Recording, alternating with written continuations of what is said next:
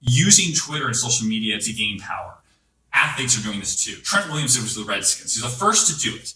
He used race, medical treatment that wasn't allegedly proper, according to him, and then combine it with racism somehow to try to get a contract with the Redskins, try to enrich himself towards the end of his career as a 31-year-old tackle. Jonathan Ogden, I think, was 31 when he retired. Chris Samuel also had to be with the Redskins, top-tier tackle. Also, both of those guys, Jonathan Ogden and Chris Samuel, are like DC area. I don't know why, but this so happens two of the greatest all-time tackles in the history of the game happen to play for teams in the DC metropolitan area.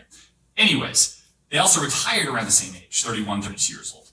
And here's a guy coming off all these injuries, Trent Williams, starting to drop games played per season towards the end of his career, trying to make money for himself.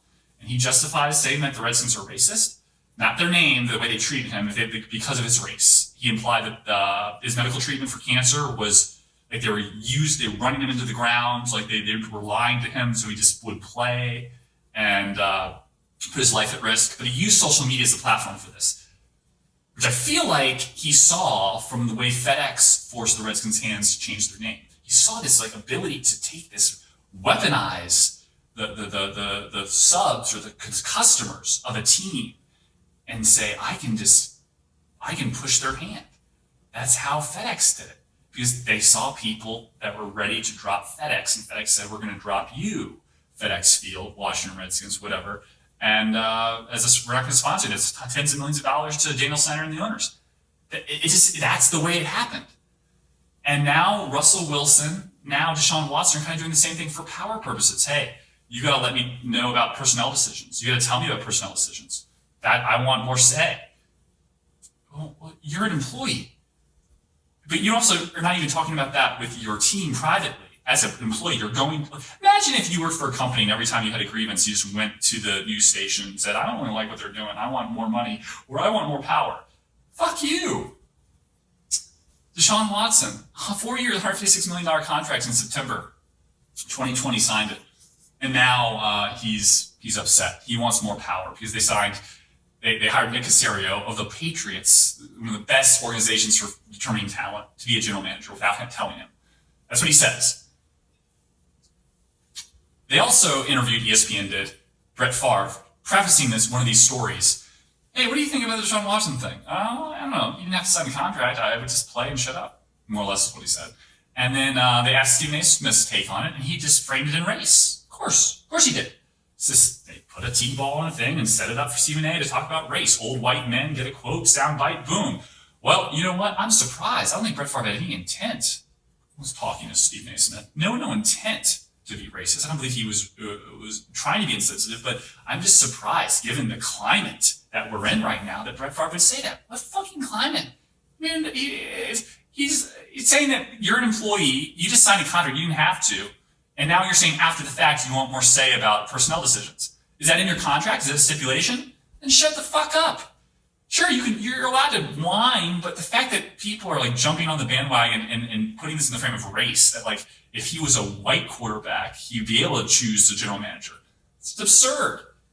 Absolutely absurd. Look at the Aaron Rodgers, Jordan Love situation.